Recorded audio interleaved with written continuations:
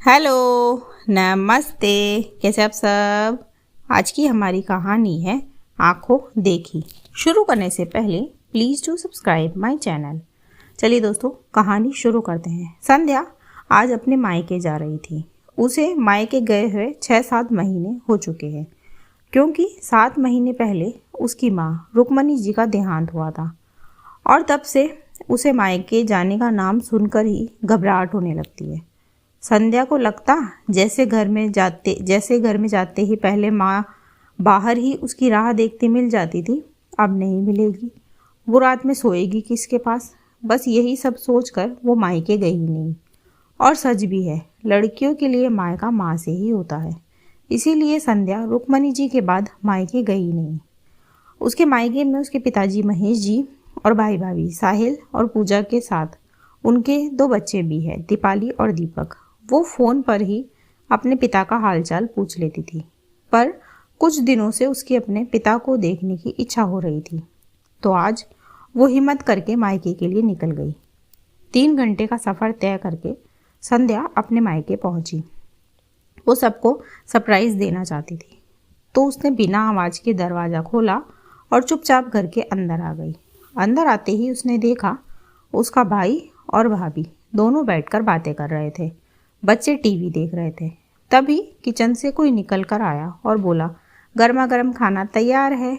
ये तो पापा है, संध्या खुद से ही बोली। महेश जी पसीने से पूरे भीगे हुए थे।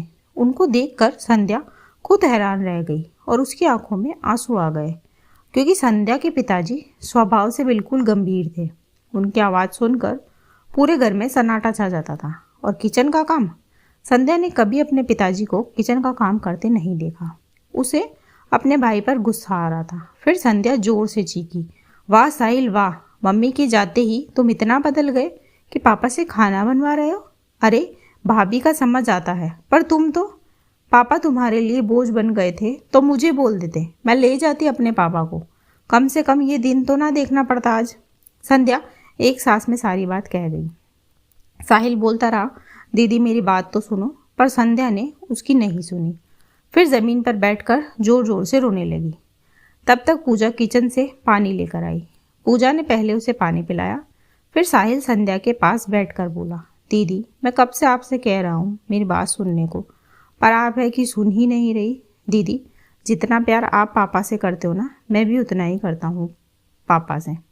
तब संध्या बोली, अरे अब क्या बाकी रह गया कहने को, मैं सब कुछ अपनी आंखों से देख तो रही हूँ और वो दिख रहा है कितना प्यार करते हो तुम। फिर पूजा बोली, दीदी एक बार हमारी पूरी बात तो सुनिए। फिर साहिल बोला, दीदी मम्मी के जाने के बाद पापा एकदम चुप से हो गए थे। आप तो जानते ही हो पापा वैसे भी कम बोलते हैं। फिर मम्मी के बाद तो इन्होंने बोलना ही बंद कर दिया था, पर धीरे धीरे ये डिप्रेशन में जा रहे थे। फिर डॉक्टर को दिखाया तो उन्होंने कहा इनको बिजी रखिए, इनसे कोई काम करवाइए। फिर डॉक्टर ने ही सजेस्ट किया कि इनसे घर के छोटे मोटे काम करवाइए, जैसे सब्जी वगैरह काटना, कपड़े घड़ी करना। फिर पूजा बोली, हाँ दीदी पहले पापा जी छोटे मोटे ही काम करते थे, पर इससे इनकी सेहत में सुधार हुआ तो मैंने पापा जी से मदद का नाम लेकर वो सब काम करवाए। फिर एक दिन मेरी तबीयत खराब हो गई और मुझसे खाना भी नहीं बना।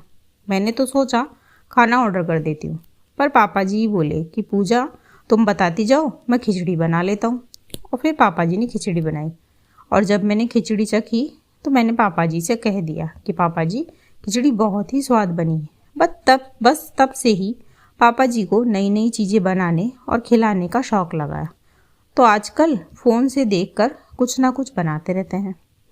फिर महेश जी बोले, हाँ बेटा पूजा तो मुझे बहुत मना भी करती है, पर मेरा समय भी कट जाता है और बच्चे भी खुश हो जाते हैं। बस एक बात का पछतावा होता है मुझे कि काश ये मैंने पहले सीखा होता तो तेरी मम्मी को भी कुछ बनाकर खिला सकता।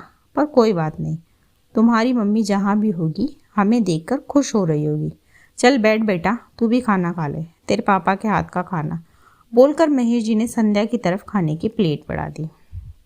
दोस्तों, कहानी आपको कैसी लगी मुझे कमेंट बॉक्स में बताएं। ऐसी ही और कहानियाँ सुनने के लिए मेरे चैनल KNY के हिंदी कहानियाँ को सब्सक्राइब ज़रूर करें। थैंक यू सो मच दोस्तों। Thanks for watching. Do like, share and subscribe my channel. Thank you so much.